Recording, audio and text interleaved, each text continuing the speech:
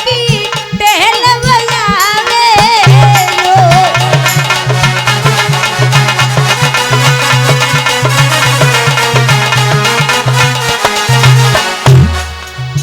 जाके ललाओ इंदु इचारे बालम तुझो ब्याह चाले।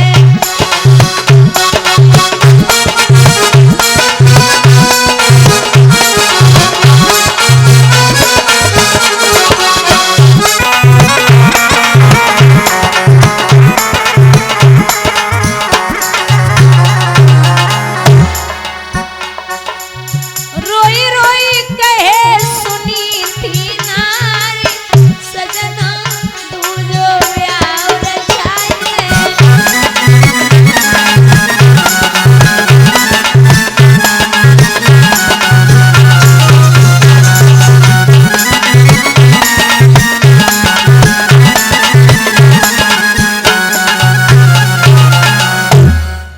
बार बार समझाया विवाह कर लीजिए, तो रानी की इस बात पर हुए नृपति मजबूर।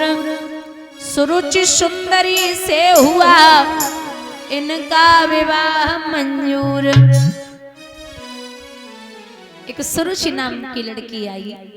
सुरुचि, सुरुचि का मतलब होता है जो स्वयं में रुचि रखती है, दुनिया से कोई मतलब नहीं है। माताएं दो प्रकार की होती हैं, एक तो सूप जैसी, एक चलनी जैसी।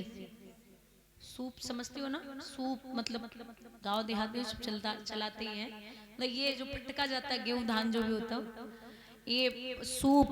और चलनी मतलब आटा छानते जिससे। तो सूप का काम क्या होता है? अच्छी अच्छी चीज अपने पास रखता और बुरी बुरी ऐसे होता ना। और चलनी अच्छा अच्छा बाहर निकालती और बुरा बुरा पास में रखती है। ऐसी माताएं होती है दो प्रकार की। पूरे गांव की बुराई एक औरत से ले लो, पूरे गांव की बुराई एक से। और कुछ ऐसी होती, चाहे कुछ भी हो, चाहे कितनी भी कोई भी बुराई करे, बस अच्छा सोचना है गांव के प्रति, परिवार के प्रति, बच्चों के प्रति और पति के प्रति। अच्छा करना और अच्छा सोचना है। वो सूप की भांति होती है। और चलनी वो ऐसी होती, गांव भाड़ में जाए, परिवार भाड़ में जाए, पति भी भाड़ में जाए, खुद की लिपस्टिक के पैसे होने चाहिए, बाकी सब भाड़ में जाए, कोई फर्क नहीं पड़ता। एक बात बताऊं, आपके फायदे की है, सुनोगी? फायदे की तो सुननी है। पति चाहे कितने भी गुस्से में हो, पति चाहे कितने भी गुस्से में हो, औरत सज धज करके एक बार मुस्कुरा दे, सब गुस्सा शांत। अब ऐसा ना है कि वे पौआ लगाए घूम रहे, ऑयल लगाए, लिपस्टिक पहुंच जाओ, सब पूरे आंगन में लिपस्टिक मारी मारी घूमे, ऊपर से नीचे तक धोरे के फेंक दे। मतलब बहुत सोच समझ के पति का मूड भी देखना है कि किस मूड में है, कैसे नहीं है। मतलब अगर खुश हैं, ठीक है, बैठे हैं नॉर्मल, आप मना सकती हो। कभी भी पति पत्नी में झगड़ा हो जाए, पता है रिश्तों को रखना बहुत बड़ी बात नहीं होती, छोटी सी बात है कि आप रिश्तों में कमी निकालना बंद कर दो। आप एक दूसरे में कमी देखते रहोगे तो रिश्ते चलेंगे नहीं। आजकल आदमी कमी बहुत निकालता है, इसमें ये नहीं, इसमें वो नहीं। इनको भी भेज दो ना किसी की बहू देखने को, थी तो बहुत बढ़िया, थोड़ी छोटी है, थी तो बहुत अच्छी, नाक ठीक नहीं है, थी तो बहुत बढ़िया, आंखें छोटी हैं। कमी निकालना बंद करो, रिश्ते अपने आप बढ़िया चलेंगे। परिवार को चलाने के लिए आप पूर्ण तरीके से निर्भर हैं, तो आपके परिवार को कोई बिगाड़ने वाला नहीं है। एक सास और बहू में बड़ी तेज लड़ाई हो रही थी, बहुत तेज। एक घंटे बाद बहू बाहर कूड़ा फेंकने गई, तो पड़ोस वाले सुन रहे थे कि बहुत लड़ाई हो रही है। तो पड़ोसन बोली कि बहू, वो जो तुम्हारी सास है ना, वो बहुत गंदी है, अच्छी नहीं है, वो तो आप निभा रही हो, वरना कोई निभा नहीं पाएगा, सास बहुत गलत है। तो बहू चिल्ला के बोली, जुबान संभाल के बात करिए, वो मेरी माँ है और माँ और बेटी में लड़ाइयाँ होती हैं तो क्या हुआ, मेरी माँ है मैं मना लूंगी, थोड़ी देर बाद वो मेरे साथ ही खाना खाएंगी, आपको क्या। ये सास खड़ी खड़ी सुन रही थी तो बहू को गले लगा के बोली कि बेटी यही सिखाना था कि जीवन में लड़ाई कितनी भी चार दीवारी के अंदर हो जाए लेकिन तीसरे को मौका नहीं देना है। बोलिए गोविंद भगवान की।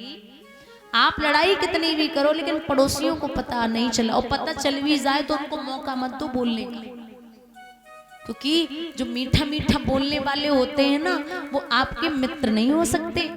मिठाई में अक्सर कीड़े पड़ जाते हैं, नमक में कभी कीड़े नहीं पड़े। जो आपसे बहुत ज्यादा मीठा बोले वो सच में आपका मित्र नहीं होता। सुरुचि आई, पालकी में बैठी बड़ी रानी ने दासी को भेजा, जा हमारी छोटी बहन को सम्मान में लेके आ। दासी चली, चलिए बहन, आपको आपकी बड़ी बहन ने बुलाया। कौन बड़ी बहन? आपके राजा की जो पहले वाली रानी है। विवाह हो गया? बोले हाँ। तो महाराज का उनको बुलाओ। राजा उत्तानपाद को बुलाया गया। बोले नाथ, जब एक तुम्हारी रानी थी तो हमें व्यर्थ क्यों लाए हो? भोग करण को काफी थी मोय भार झोंक बे। अब इतना ही एहसान करो, डोले को वापस भिजवा दो, तुम इसके साथ बिहार करो, मोको पीहर को पठवा दो। राजा उत्तानपाद पीठ फेर के रो रहे थे। महाराज मैया सुनीति ने राजा उत्तानपाद के पैर पकड़े, हाथ जोड़ के बोली, नाथ आप काहे को रो रहे हो? रोने के लिए तुम्हें ही काफी हूं। एक बात कही है, सुरुचि के चरण पकड़ के, बहना तू जैसे बोलेगी, जो बोलेगी सब हमें मंजूर है, बस अंदर चल। क्योंकि हमारे महाराज ने बड़े अच्छे से विवाह किया, और अगर तेरा डोला वापस चला गया तो मेरे महाराज की दो पैसे की हो जाएगी। एक बात बोलूं बुजुर्गों, आदमी की इज्जत कमाने में पूरी जिंदगी लग जाती है और बिगाड़ने में 2 मिनट नहीं लगते। एक विश्वास पे शादी कराई थी कि पुत्र होगा। विश्वास एक ऐसा शब्द है जिसे लिखने में सेकंड लगता है, पढ़ने में मिनट लगता है, लेकिन साबित करने में पूरी जिंदगी लग जाती है। विवाह किया था कि घर में पुत्र होगा, लेकिन नहीं, एक ही शर्त पे अंदर जाऊंगी। शर्त क्या है? शर्त यह है कि आज से तू अड्डे पर खड़ी हो जा, चिड़िया और काग उड़ाएगी, 1 सेर जौ मिलेंगे, पीस करके रोटियां बना के नमक रख के खाएगी। ठीक है। महलों में सुरुचि सुशोभित है, रुचि के सब साज सजाती है, रानी सुनीति अब अट्टे पर चिड़िया और काग उड़ाती है। समय बदलते देर नहीं लगती।